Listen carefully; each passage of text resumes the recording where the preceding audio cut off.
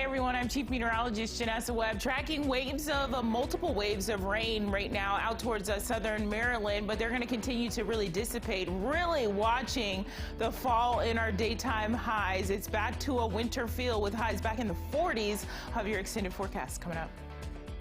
The station covering all of the DMV. This is DC News Now. Now fires is on the line from previous stories. Tonight, disturbing new details on a shooting that killed a 3-year-old girl and injured 4 teenagers in Prince William County. We're live with the suspect's criminal history and why police were looking for him even before the deadly shooting. Plus, days into the new year and after several deadly shootings, dozens joined Mayor Bowser for a walk around Ward 8 tonight. Bowser hearing their concerns and admitting the challenges, finding a solution. And after what she says has been years of political infighting, a long-serving school leader reaches her breaking point, announcing she'll retire. We have new details tonight at 9.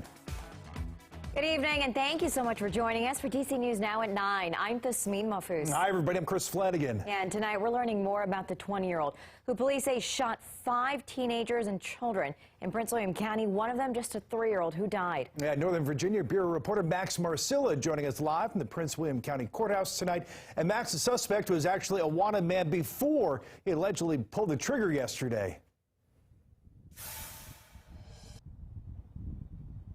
He was actually on DC's active warrant list the moment that shooting happened here in Prince William County yesterday. Today, we have learned that it was less than a year ago that he pled guilty to another crime, and then he was not in custody. And just a warning, you're going to see some video and hear some sounds from the crime scene, and just a warning, it can be disturbing to hear. Family does have fires. He's on the run from previous charges. Unsure what charges those are. Less than an hour after police arrived to the shooting scene here in Dumfries on Wednesday, they were given a tip. Someone saying the shooter was 20-year-old Kenyatta Oglesby, and he was already a wanted man. Sounds of gunshots captured by a neighbor's Ring camera give new insight into the grim crime. It was pretty bad. I mean, honestly, I was shaking. I didn't know if should I hold her, should I do this? But court records from the district revealed details about past run-ins with the law. Back in October of 2021, police arrested Oglesby for unlawful possession of a firearm. This affidavit from the arresting MPD officer shows the then 18-year-old had a ghost gun that was fully functional and operational. But after accepting a guilty plea in May, records show Oglesby never showed up for an October hearing, and this warrant for his arrest was filed. In fact, he was on DC's active warrant list when this week's shooting happened. But tonight, a family is grieving, mourning Journey, the 3-year-old killed.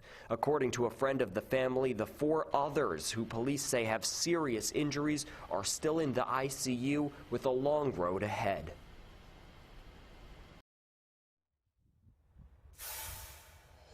Now tonight the family is asking for anyone, a friend of the family asking for anyone to help them out financially as they look ahead, a long road ahead for a hopeful recovery of the other minors involved in this incident. And any money, this family friend tells us, that is raised will go to those medical expenses as well as a memorial for the little girl Journey you just saw.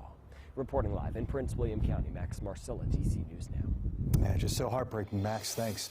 Meanwhile, all new tonight, a Montgomery County man under arrest accused of sex trafficking at least 2 women he met on social media. This is 34-year-old Pedro Perez Oliveros of Silver Spring. He faces multiple counts of trafficking and prostitution. Police interviewed one woman who said Oliveros put an ad online for a cleaning job. She claims Oliveros then told her she could make extra money as an escort and stop at any time. When she indicated she wanted to stop, she says he tried forcing her to pay $10,000. Now, police believe additional women may have been hired by Oliveros. They're asking them to come forward if they have any information. And in the district, the homicide count is up to 3 for 2023, the first of those happening in Ward 8 earlier this week. It's also where Mayor Muriel Bowser held her first community walk of the year today. Reporter Meryl Carbona is live from the Anacostia Library, where that walk just wrapped up. And Marielle, these walks are a chance for community members to share their concerns. Did Monday's fatal shooting, though, did that come up? Yeah, it did. In fact, one woman spoke to me very passionately about it. That shooting, it killed one teenager and injured another. And she tells me that she is frustrated. She does not believe walks like today's can address her real concern, which is that violence. This is your government. We are here to serve. Thursday afternoon, more than 100 people packed the streets in Ward 8. Walking in step with Mayor Muriel Bowser. And we're really here to address some entrenched issues, unfortunately, that this community has suffered for a long time. But not everyone feels a community walk can do that. We have maxed 200 murders per year for the last 8 years, 1,600 lives. Make that make sense to me. This walk don't mean nothing to me. Regina Pixley has lived here for more than 50 years. She feels like the ward doesn't get the attention it deserves, specifically when it comes to gun violence. It's where the first homicide of 2023 happened. A young man, 17 years old, lost his life. Where was all this crowd at then? At Congress Heights Metro. The mayor launched the Homicide Reduction Partnership last February. It's a group effort to reduce homicides specifically in Ward 8. The homicide count there was 78 by end of 2022, down 5 from the year before. Do you feel like things are getting better? Hell no, it's getting worse. I live here. I'm afraid to go in the house sometimes. I'm afraid to come out at night sometimes. Poverty leads to crime, and that's why we're where we are. Unfortunately, we're still dealing with very serious public safety issues. Bowser says there has been progress. She points to more businesses and restaurants opening in the ward. As far as violence, People need help, and we have a lot of opportunity programs for them, but we also have to enforce the laws. What I've heard from residents today is that they don't want their neighborhood to be used as a drug buying location.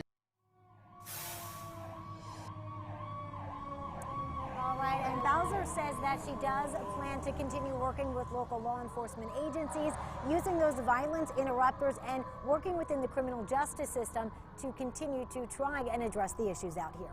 Reporting live in Anacostia, I'm Marielle Carbone, DC News Now. Marielle, thank you. So in our next half hour, we see how police are working to curb an alarming trend of violent carjackings in the district. All right, so yeah, first checking the forecast now. Chief Meteorologist Janessa Webb, as we saw in Marielle's story, a pretty mild evening for a walk. Yeah, we got Chief Meteorologist Webb here, and Janessa, it's going to feel like winter soon, really in like the next couple hours. Yeah, I was taking advantage during our break. Went out for a walk, no coat necessary at this time. You can see the district 50 degrees out towards Manassas Park into Leesburg, in the middle 40s to lower 50s. It will be a downward trend, though, as we go into the rest of your evening. Waking up to tomorrow, as you're kicking off your day, it's a reality check very quickly here. The front has crossed us, and now it's going to be a gradual cool down. Look at Kaiser into the Cumberland area. This is going to be the focal point of our forecast here in the next 24 hours because as temperatures drop and a little bit of precip enters that area, it could produce some snowflakes that we're going to be watching. Right now, all the moisture really has started to dissipate, crossing over into that PA line, borderline, and we're actually drying out. So we'll go mostly to partly cloudy conditions for the rest of the evening. Martinsburg out towards Frederick, Maryland, and this has kind of been that zone this afternoon into your evening where we've been dealing with spot showers, but as I said, they're going to continue to track towards the east. Look at all this dry air. This is water vapor showing you the transition in our weather pattern now from Atlanta all the way into the Carolinas by tomorrow afternoon. All this kind of red and brown color that you're currently seeing really starts to take over. So our current temperatures across the area in the lower 50s. Winds now, they have transitioned out of the north and west, and that's really going to cool us off. Hey, what does that weekend forecast look like? We'll take a look at it coming up. Always about the weekend. Janessa, thank you. So fallout tonight from Maryland's largest school system after leading Prince George's County Public Schools for the past 5 years. CEO Monica Goldson says she's retiring. So in a letter that was sent to the Prince George's community, Goldson blames a clear political divide among the school board, which she says makes it impossible to move forward. But on social media, she gives a less controversial goodbye. Take a listen. It has been an absolute honor to lead over 131,000 students in the place I call home. Along the way, I've tried to think about the impact of my decisions on the students I was charged to serve, the employees I was responsible to lead, and the community that I love with every fiber in my being.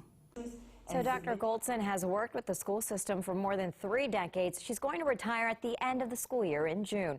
And new tonight, County Executive Angela Alsobrooks responded to Goldson's announcement. Her statement reads in part this: "While Dr. Goldson will be sorely missed by our community, I know that the impact she has had on our school system will continue to be felt for years to come.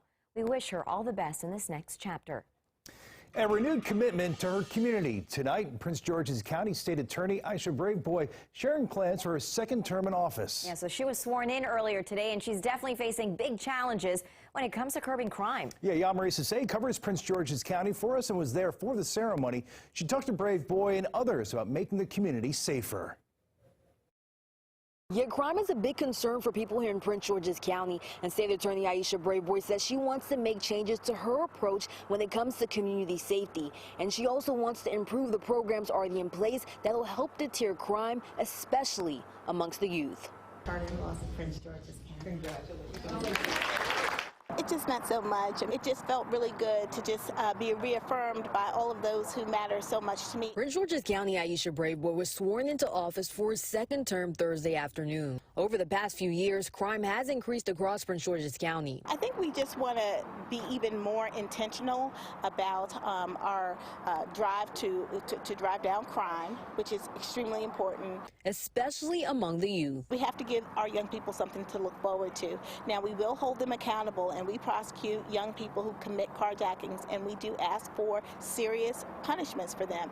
However, what we want is for them not to be in the system at all. During her new term, Braveboy says she's taking accountability to the state level. We think that the laws need a little bit more strength in order for us to go after those who are conspiring to commit carjackings, as well as stealing airbags and other thefts related to property. And with many programs already in place to tackle youth crime, gun violence, and reentry, people in the county are hoping that makes a difference. We can really look at our youth, look at folks that are coming back into the system and how we go about doing that. I think that's going to be a great deterrent to what we have as far as the future is concerned. But Braveboy says accountability requires effort from everyone. Our witnesses come from our community. Of course, our victims are in our community, and our jurors come from our community. So this is an effort of the entire community to hold people accountable and ensure safe communities. Reporting in Upper Marlboro, Maryland, I'm Yamari Sase, DC News Now.